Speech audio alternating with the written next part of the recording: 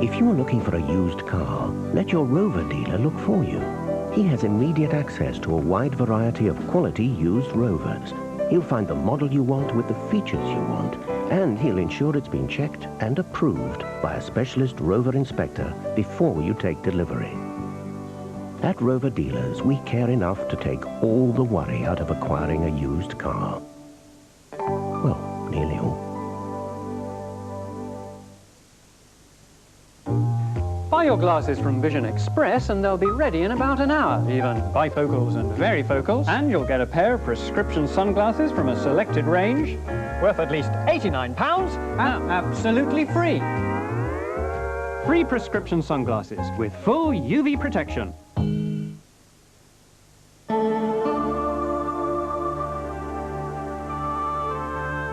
You have to have a passion about wine, otherwise get out the business. Wine is a product that lives with sheer poetry, romance, excitement. One bottle of wine is very, very important. I don't want wine that's due for New York ending up in London. One bottle can mean to us 5 years' work. It can mean 30, 40,000 cases. We trust them implicitly. They haven't failed me yet. That's why I work with them. I trust DHL that when they undertake a job, they do it. DHL. We keep your promises. I don't work with amateurs. Looking for cheaper car insurance? Call the Admiral on 0800 600 800. You could save pounds because you deal direct with us. No middlemen, no commission to pay. Call the Admiral free on 0800 600 800. Call now on 0800 600 800. Hello, Stan here. For a brochure about Stannah stair lifts, dial 100 and ask for free phone Stannah. When your thoughts turn to stairs, turn to Stannah.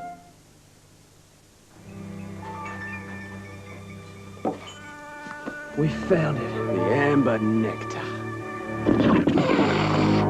What is that?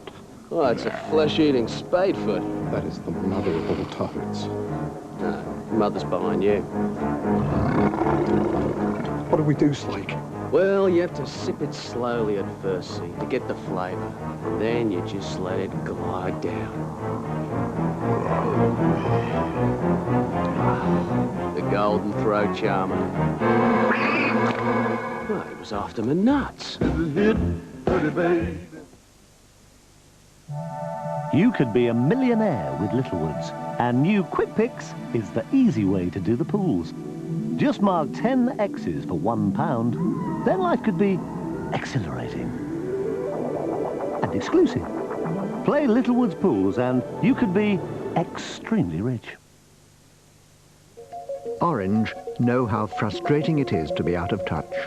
So if your Orange phone breaks down, it'll be replaced wherever you are within 24 hours, free of charge.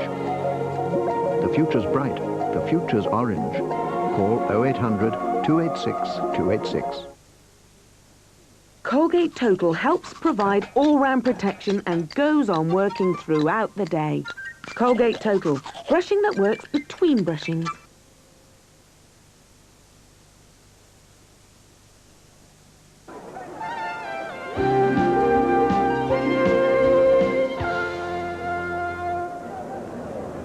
Welcome back here at Epsom. This magnificent silver trophy still to be awarded because we're still awaiting the outcome of that steward's inquiry. If they can't make their minds up, I'd certainly give it a good home. But in the meanwhile, back up to Newcastle and Derek. Leslie, no champagne here, but as you can see, the runners beginning to arrive at the 10-furlong start for the big fillies race today, the City of Newcastle upon Tyne Virginia rated stakes. And there's no doubt that the horse that really impressed me in the parade ring, this one, Bonetoile, and number 3, Chamac. They did look outstanding. I think number 8, Bonetoile, this one in the picture is going to take the world of beating. Before we have a real good look at them, let's get the full list and the betting from Simon.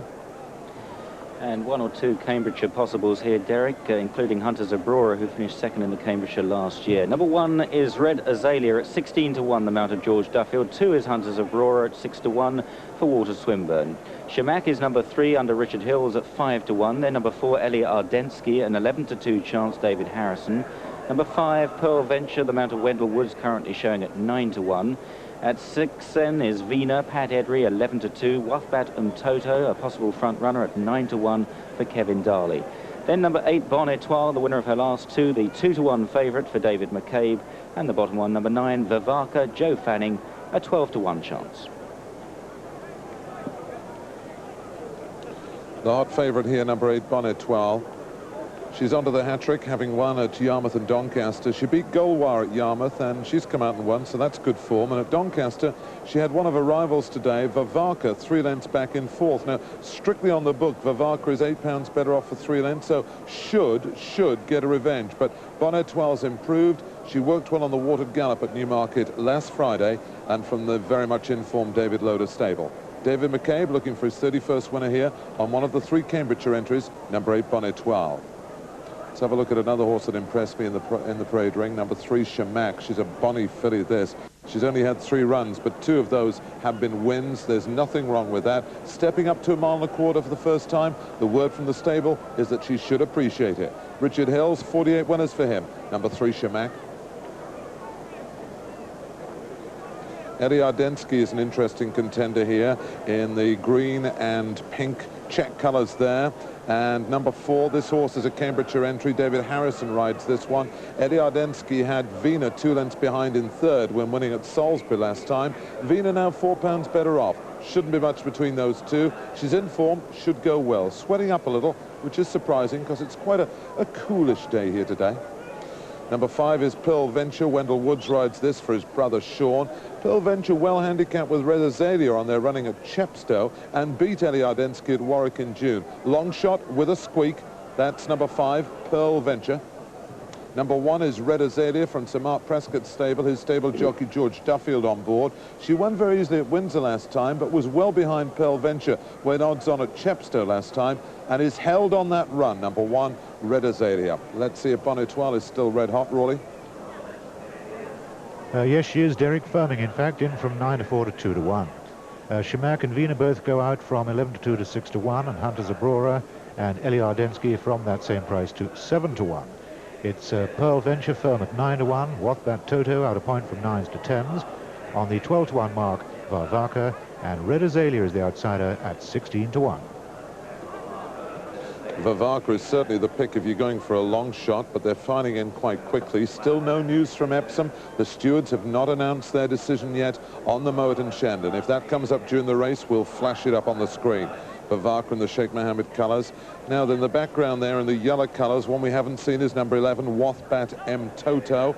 Kevin Darley on board for Luca Kumani, and she's won 2 out of 5, but was beaten 7 lengths into 2nd place last time out at Haydock. I think she would have to improve to win this. It's a tricky contest, Simon. A couple more to go. What do you make of this? Well, I think Bon Etoile has a definite favourites chance here, Derek. She's currently 2nd favourite for the Cambridgeshire, behind joint favourites Cap Julica and Mede Militaire, 2 horses who you might have seen winning recently on Channel 4. And Bon Etoile from a really top-notch stable, the David Loader yard in Newmarket, which boasts a tremendous success rate this year. 33 winners from 92 runners, that's 36%, quite extraordinary. And from Federation from the stable ran well in the Beverly D at Arlington Park the other day. They're all set then for this Virginia Stakes, and out they jump to a pretty level break. Bon Etoile broke well towards the inside, but passed now by Red Azalea in the red jacket, and this one's setting off at what appears to be a modest pace. Shamak in 2nd towards the outside in the blue jacket as they swing left-handed into the back straight, and then Bon Etoile up the inside in a noseband. Vina is quite close in red, and then Eddie Ardensky towards the rails in a pink cap. Behind those out very wide and pulling like a crazy Mustang at the moment, Vavaka towards the rear, Pearl Venture, and Hunter's Aurora is held up in last place. She usually comes from way off the pace. Settling down into the back then past the mile pole, and Red Azalea is the leader. From Shamak in 2nd, and then Wuthbat Toto now moving up towards the inside in 3rd place, displacing Bon Etoile, who's now knocked back to about 5th on the inner. Vina is out wide, lying 4th. Wider still then is Vavaka from Eddie Ardensky. 2 lengths on Pearl Venture, and still last is Hunter's Aurora. So Red Azalea bidding to make all the running here. Appear to have a stiff task at the weights under 9 stone 7 under George Duffield. Red Azalea trying to do it the hard way. From Shamak in 2nd, and then Wuthbat Toto in the yellow colours in 3rd towards the inside, followed through by Vina. Vivaka is 5th out wide, then Bonatoile in a noseband, tucked away towards the inside curve, followed by Ellie Ardensky, Pearl Venture, and Hunter's Aurora is still stone bonking last. They swing left-handed into the straight then, just coming a little wide off the fence there, and Red Azalea joined by Shamak on the outside. And then behind those, Wathbatum Toto going for a daring run up the inside, and the door is closed. Out wide is Vina, wider still is Vivaka. Boxing up behind these, Bonatoile looking for gaps, as is Ellie Ardensky. As they run down towards the final quarter mile, Vina strikes the front. Now Bonatoile bursting through, but Red Azalea collided with the rail there, badly hampered by the favourite. It's Vina challenged by Bonatoile. Ellie Ardensky now charging down the outside in third. Well inside the final furlong, Vina holding on grimly. Bonatoile trying hard, coming unbalanced on the far side though. Vina, Bonatoile, another thrust. Bonatoile, far side of Vina. Bonatoile, Vina. Tight between them, Bonatoile, I reckon. In third then, Ellie Ardensky from Wathbatum Toto. Shamak back in 5th from Pearl Venture. Hunter's Aurora never got into it. Red Azalea, be surprised if she's all right after that. She got a nasty knock on the rail over a furlong out as Bonatoile tried to make her run, and Vivaka finished last of all. Well, it's gone to the judge here, but it looks as though the favourite has obliged. Bonatoile under young David McCabe, continuing David Loder's tremendous success rate this season, which already stands at 36%. But will she keep the race? That's the question mark here. Bonatoile, there is the photo finish. I think that might be just past the line. We thought Bonatoile had got there in front. That freeze frame would suggest it's much closer. Vina was certainly in front a half furlong out. That again doesn't tell us an awful lot, but first impressions from my part was that Bonatoile had got home. So if you back the favourite, I'm with you. Second, number 6 there was Vina, but it goes to the judge. In third place, number 4, Ellie Ardensky. That seems more certain.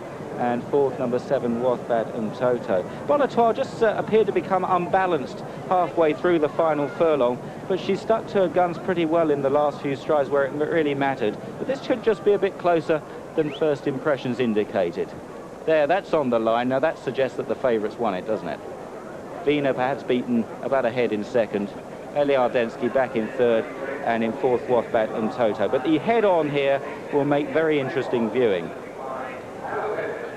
Bonatoile in behind horses, spot the pink sleeves, pink cap, filly with the sheepskin noseband. Red Azalea, the filly with the white face on the rail, leading at this point.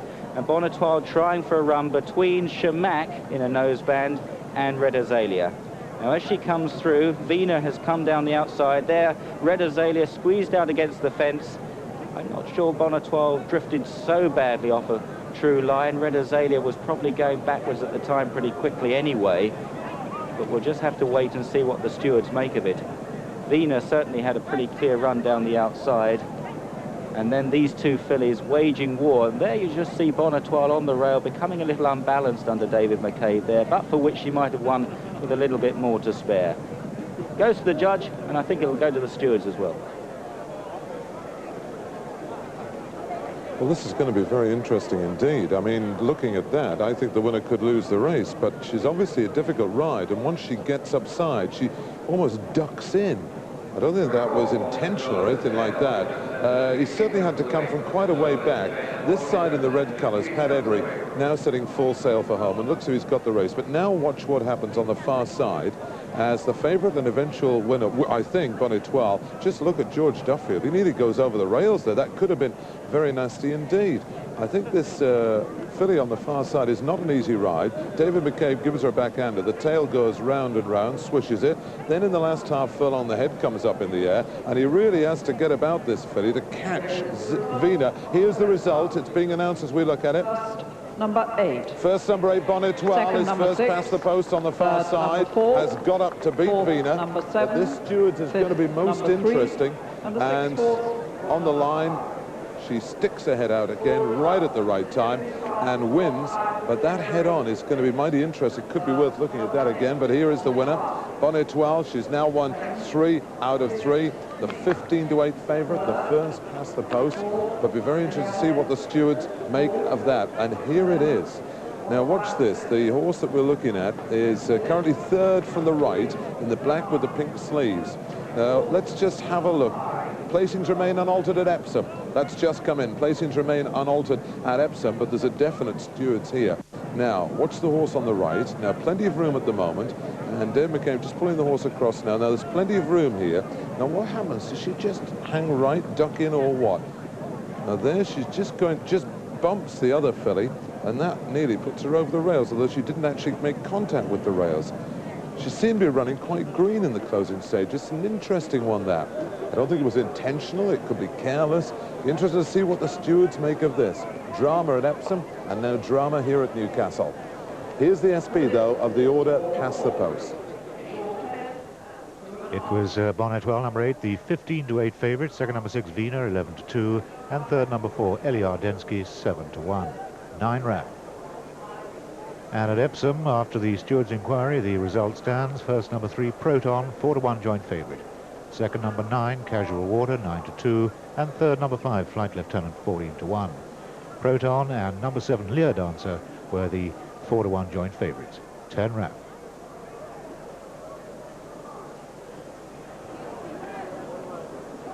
Well, ladies and gentlemen, you join us for the presentation of the Moet & Chandon Silver Magnum, which, as part of a long-standing tradition here at Epsom, will be made by a lady. And our special guest today is Lady Herries, who earlier this year won the French Derby with Celtic Swing. Here to receive the coveted Moet & Chandon Silver Magnum, will you please welcome Tony Alper.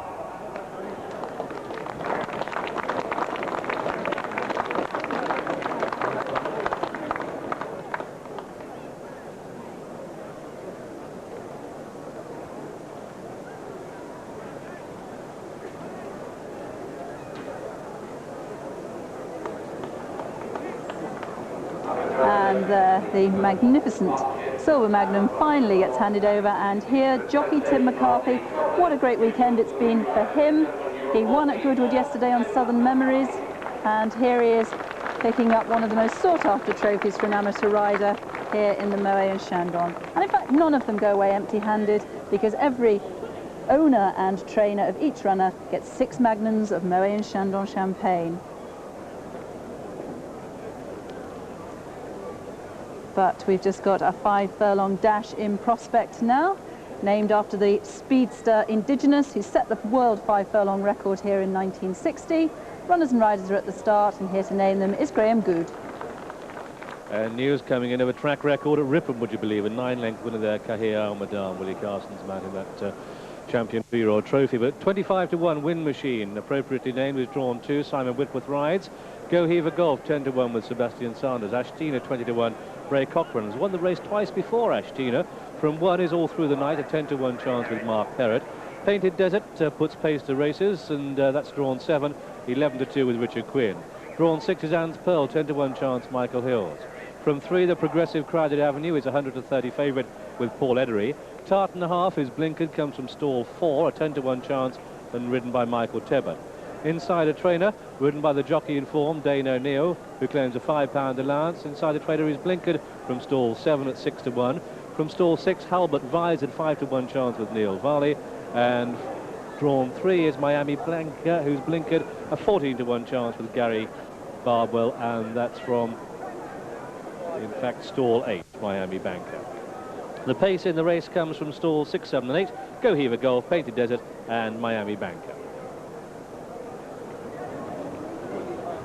And the race favourite, Crowded Avenue, seeking his 4th win from 8 runs this season. He just missed out last time when 2nd of 12 behind Fairy Wind at York in the Falmouth Handicap, with another of today's runners, Tart and a Half, back in 4th.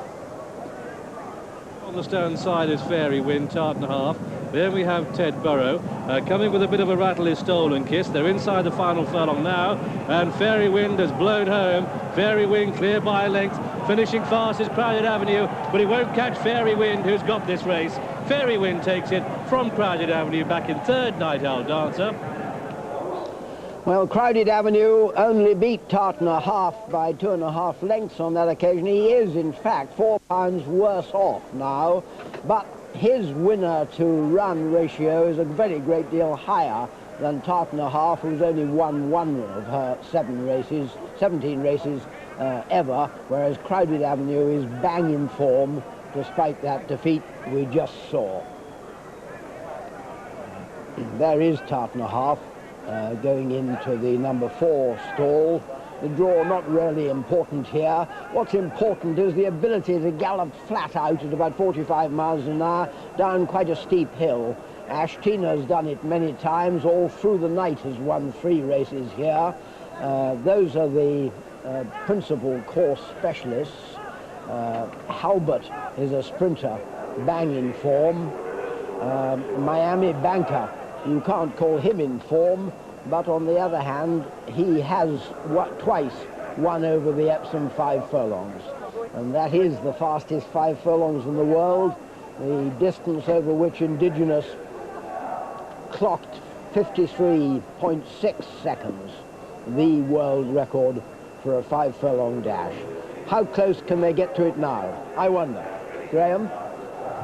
Well, they're racing on good ground, which isn't conducive to track records, and through the first furlong, a little bit of barging on the stands rails. Miami Banker with plenty of pace. Here Go Heaver Golf, Painted Desert on the extreme right. Wind Machine's running fast. Ashtina with the red cap. Crowded Avenue just off the pace. Inside the Trainer off the pace.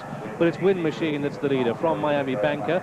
Running the rail inside the Trader in green, and further right in the dark colours of the white sleeves, that's the 3-year-old Go Heaver Golf.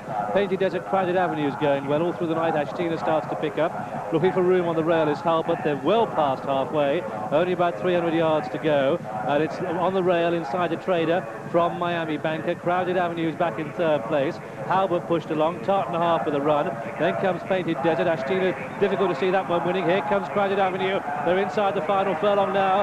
Running the rail inside the Trader, but Crowded Avenue bursting to take up the running. Going to win this very easily at the post. Crowded Avenue it is. Inside the Trader 2nd, and a 3-way photo for 3rd. Tartner, also Halbert and Miami Banker, in the field trail back to Wind Machine, who was last of all. And so the result of this, the Indigenous handicap, over the flying 5 furlongs here. It's a win for number 7, Crowded Avenue, in the colours of Mr. T.W. Welland. This one trained by Peter Macon, ridden by Paul Edery, for whom this much improved sprinter is the 46th winner of the season. Second horse home is number 9, Inside the Trader. That'll be winning soon. And it's a triple call for 3rd place between nearest to us in the light blue. Oh, that's back in 5th, isn't it? Nearest to us in the light blue, that's Halbert. On the far side in the black is Tartner, and between the pair is Miami Banker, but that's just one for the judge for the 3rd, 4th and 5th places. The winner is Crowded Avenue. Second horse home, that's Inside the Trader, who led a field of very fast sprinters indeed for a good 3.5, 4 furlongs. The draw did play a part here. Inside the Trader did have the rail, and although Crowded Avenue was out wide in 3, Paul Edery had the time and enough horse to place in behind them and come just 1 horse width off the rail. Miami Banker plugging on well under Gary Bardwell in the red and grey colours, but there goes Crowded Avenue, winning his 4th race, and time indeed for Paul Edery to look round on this horse that's gone up 34 pounds in the handicap already this season. I think Matthew Tester will be having a word or two about that as well. Well, it's not often you see a jockey in a 5 furlong dash able to ride with the confidence Paul Edery shows here. It's an absolutely amazing horse, this Crowded Avenue. Now he's come to form. By golly, he is in form. He really is. Insider Trader has made a game attempt to lead all the way. He's on the rails there, ahead of Miami Banker, the blinkered Miami Banker. But now, just look at the light blue colours of Paul Edery on Crowded Avenue coming between them. There's room for a bus, luckily for him, between the 2 leaders. And, well, he just has to move his hands on Crowded Avenue. And this wonderful, improved sprinter goes shooting through the gap in real style. Miami Banker's run really well over on the right of your picture. Insider Trader's run much better than he has for a long, long time, but neither of them are any match for this horse bang in form. Tartner out on the far side in the black and white, and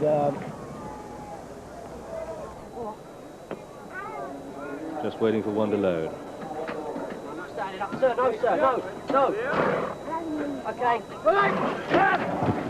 Who gets the kick? It's the Flying Five, and running the rail, Branston Jewel, the red and blue. That's Westcourt Magic, and on the outside, Soviet Style, already outpaced Oh What a Night. And this really is a thriller, a little gem of a race this, through the first 200 yards. And on the outside, Soviet Style, the spotted cap. Red and blue, Westcourt Magic, white jacket. The rail is Branston Jewel, and they're all going fast. And Branston Jewel probably just has it as they pass the 3, giving the advantage to the running rail. On the outside, Soviet Style. Between the pair, Westcourt Magic, and that's going to be asked for an effort now as they come down to the 2.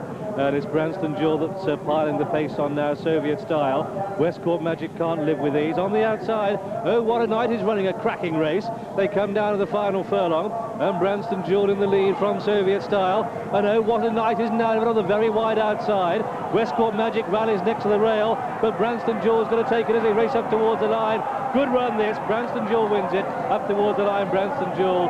Branston Jewel, Soviet Style the 1-2, and a photo 3rd. Oh What a Night. And then Westcourt Magic was 4th of 4. And so the result then of this, the Best Buy Products Condition Stakes. It's a win for the Flying Prince Sabo filly, Branston Jewel, in the colours of Sir J. David Abel. What a trio of horses he has here today. And of course, Vindaloo running tomorrow. Michael Roberts rides his 46th winner of the season. Second horse home is number 1, Soviet Style, ridden by John Reed. And it's a very close call for 3rd place between the other 2, Oh What a Night and Westcourt Magic, who was simply a little bit outclassed in this level. But there we have our winner. That's Branston Jewel. I've confidently called Soviet Style as 2nd, although carrying his head very high and right down the bottom of the picture. Westcourt Magic shares a photo for 2nd place. So at the top of the picture, Oh What a Night is 4th. Split by the width of the track. Branston Jewel from the 4 stall ran the rail, but eventually edged down the centre of the track, running away from the action, or running away from the rail. Soviet Style tries to match pace with her. On the right we have Oh What a Night, but there's our winner, Branston Jewel. It's a tight call for 2nd. Michael Roberts got time to pat her on the neck. Getting weight though here from the previous winners, Soviet Style and Westcourt Magic. Oh, what a cracking run from the Prima Domini filly, Oh What a Night. Well, green but good, I think, is the verdict on that, John. I mean, she started off up the rail and edged progressively further out into the middle of the track. But interestingly, she had the call after a very short time. Westcourt Magic couldn't go with them at this stage. Soviet Style also, being niggled along to go the pace that Branston Jewel set. And Oh What a Night out in the centre on her own under Frankie Dettori, running a tremendous race. But the further they go, in fact, the more she edges over, despite Michael Roberts' encouragement to her not to do so. Westcourt Magic, who looked out of it on the left, picks up amazingly close home to force a photo for 2nd. But this was meant to be one of Mark Johnson's best, and she looks pretty good. It'll be no surprise if she is one of his best, but what an extraordinary race Westcourt Magic has run. He not only dropped out, but hung right over towards the rail, and in the process made up an amazing amount of ground again. Could this be the start of a fantastic treble for owner David Abel? He's got Branston Jewel, who went in here, the 7-4 favourite, back down from 2-1. He's got the Extraordinary Star Age in the next, and of course the marvellous mare Branson Abbey in the 340. So they started off well. Branston Jewel returned at 7-4. The runner-up, Soviet Star, was very weak in the betting, went out from 2-1, did touch 11-4, returned at 5-2, and quite a few people went for the Chapel Hyam trio today, with Soviet Star United 4th in the 10 furlong maiden, and Astor Place in the last, who's been back to 50-1 for the 2,000 guineas this morning. Well, those trebles are flawed anyway. 5-2 Soviet Style, with West very close, though it is for 2nd, with Westcourt Magic steaming up the stand rails, looking probably to be 3rd, sent off the 13-8 favourite, and Oh What a Night running a blinder at 20-1 to be 4th. But Branston Jewel, I remember seeing it at Windsor, it was in the afternoon actually, at Windsor, and showed the same battling qualities then. Inexperience against Roses for the Star, and battled on to beat her. She was no fighter at Epsom on Monday, but nevertheless a lot of improvement expected. It came, 7-4 Branston Jewel, and just to say, one rails bookmaker, Norrie Drummond, asked for 6-1.